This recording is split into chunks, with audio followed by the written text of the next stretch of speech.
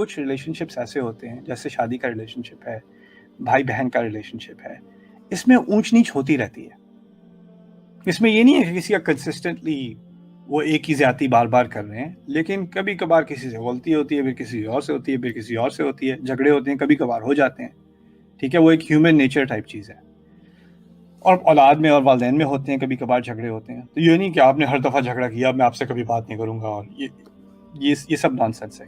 اور اس درمیانی کیٹیگری کو بھی اللہ تعالیٰ نے سورۃ التغابن میں بیان کیا ہے. اللہ تعالیٰ کہتے ہیں یا ایھا الذین آمنوا ان من ازواجکم واولادکم عدوا لکم فاحذروہم. ایمان والوں جان لو کہ بے شک تمہاری ازواج میں سے اور تمہاری اولاد میں سے تمہارے لیے دشمن بھی ہیں. دشمن بہت بڑا لفظ ہے. تو یہ کیوں کہا اللہ تعالیٰ نے اولاد اور ازواج میں دشمن بھی ہیں؟ اگر ازواج اور اولاد ایسے بن جائیں کہ وہ اپنی محبت کے حوالے سے آپ سے اللہ تعالیٰ کی نافرمانی کروانے لگے, آپ سے کہیں کہ نہیں یہ جو انسان جو ہے, بندہ جو ہے وہ حرام بزنس میں چلا جائے کیونکہ بچوں کو بڑے ایلیٹ اسکول میں ڈالنا ہے, اور بچے نخرے کر رہے ہیں اگر مجھے اسکول میں نہیں ڈالا تو آپ نے میرے ساتھ بڑی زیادتی کی ہے, اب وہ رشوتیں لینے لگے, حرام کمانے لگے, کچھ کرنے لگے. تو جن کی محبت میں کر رہا ہے وہ اس کے دشمن بن گئے. تو لگے گا نہیں کہ دشمن ہے, انہوں نے کوئی گولی پستول نہیں رکھی ہوئی ہاتھ میں, محبت ہے, ایک دوسرے سے گلے لگ رہے ہیں, ایک دوسرے سے خوشیاں منا رہے ہیں. لیکن اگر آپ ایک دوسرے کو اللہ کی نافرمانی میں انکریج کرتے رہیں اور ایز اے فیملی آپ کے سارے ڈیسیجنز اللہ سے دور لے کے جا رہے ہیں, تو آپ کو پتہ بھی نہیں چلتا آپ ایک دوسرے کے دشمن بن چکے ہیں. اس کے بارے میں بات ہو رہی ہے. پھر کہا گیا کہ ان میں سے ہو سکتا ہے کسی ایک فیملی ممبر کی آنکھیں کھل گئی, نہیں ہمیں یہ نہیں کرنا, یہ غلط ہے, ہمیں ایسی پارٹیز میں نہیں جانا چاہیے, ہمیں ایسے نہیں خرچ کرنا چاہیے, ہمیں ایسے کسی کے بارے میں بات نہیں کرنی چاہیے. کسی ایک فیملی ممبر نے, بیٹے نے شروع کر دی بات, یا ماں نے شروع کر دی, یا باپ نے شروع کر دی, کسی ایک نے توبہ کر لی, باقی فیملی کیا کرتی ہے؟ اچھا تم بڑے مولوی بن گئے, تم پہ کہاں سے وحی آئی بھائی, ان کو دیکھو ذرا, یہ حضرت آ گئے. کوئی ایک توبہ کر لے تو باقی ایسے بھڑک جاتے ہیں کہ کیونکہ اب تم ہمیں برا فیل کرا رہے ہو کہ ہم بڑے شیطان ہیں, تم سب سے اچھے ہو, رائٹ.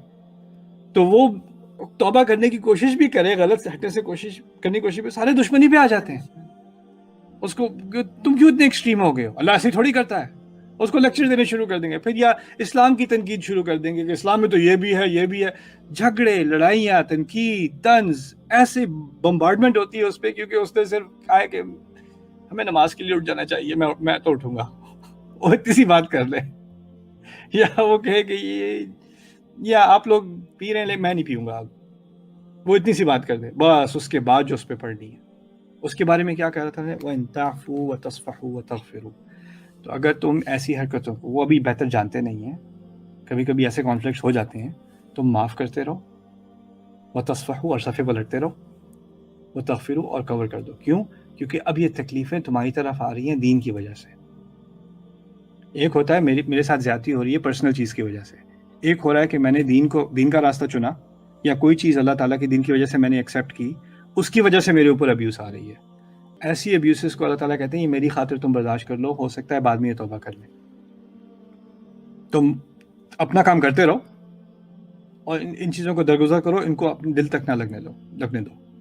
وہ تمہارے دین کے بارے میں بات کریں گے, تمہارے حلیے کے بارے میں بات کریں گے, تمہارے لباس کے بارے میں ہرٹفل باتیں کریں گے تمہارے دین کی وجہ سے, کوئی بات نہیں, کہنے دو اور پلٹتے رہو صفحہ, کیونکہ یہ تکلیفیں تمہیں آ رہی ہیں میرے ایمان کی وجہ سے اور کسی وجہ سے نہیں.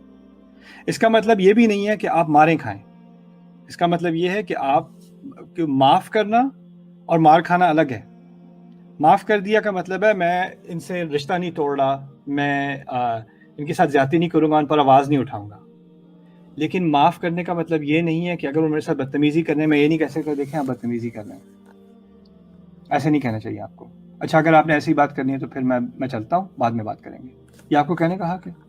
آپ نے معاف بھی کیا اور اپنی باؤنڈری بھی سیٹ کر دی کہ آپ میرے اوپر اس طرح کچل کے مجھے زمین پہ, مجھے کارپیٹ بنا کے میرے اوپر آپ چل نہیں سکتے, لیکن میں پھر بھی آپ سے نفرت نہیں کر رہا. ٹھیک ہے, آپ نے جو کہا وہ ٹھیک ہے, میں مزید نہیں اس بات کو سنوں گا. اگر آپ نے اسی طرح بات کرنی ہے تو کبھی بعد میں بات کر لیں گے. آئی لو یو, بائے. ہو سکتا ہے کسی کا بھائی ہو, کسی کی بہن ہو, کسی کی ماں ہو, کسی کا بیٹا ہو, کسی کی بیٹی ہو, جو اس طرح کی باتیں کرے, الٹی سیدھی باتیں کرے. آپ نے ایک طرف باؤنڈری بنانی ہے اور دوسری طرف معاف بھی کرنا ہے. ان کو رائٹ آف نہیں کرنا کہ یہ دیکھو یہ تو اللہ کے خلاف ہیں، یہ اللہ اور اس کے نبی کے خلاف ہیں، اور یہ اسلامی نہیں ہے، اور یہ میرے لیے بڑا فتنہ ہے. نہیں، اللہ تعالیٰ نے کہا پہلی آیت کے پہلے حصے میں انہیں دشمن بتایا، پھر کہا معاف کرتے رہو. دشمن فاحذروہم، اور ان سے احتیاط کرنا. اللہ تعالیٰ نے کہا ان سے احتیاط کرنا. دشمن سے احتیاط کیسے ہوتی ہے مام؟ اس کو اپنی صحیح باتیں نہ بتائیں، جھوٹی باتیں نہ بتائیں. ایگزیکٹلی، آپ ولنریبل نہیں ہو سکتے اس کے سامنے. اور دشمن جو بیٹل فیلڈ میں ہوتا ہے، میدان جنگ میں ہوتا ہے، دشمن کے سامنے شیلڈ ہوتی ہے نا، آپ ایسے نہیں کھڑے ہو جاتے دشمن کے سامنے، احتیاط لیتے ہیں.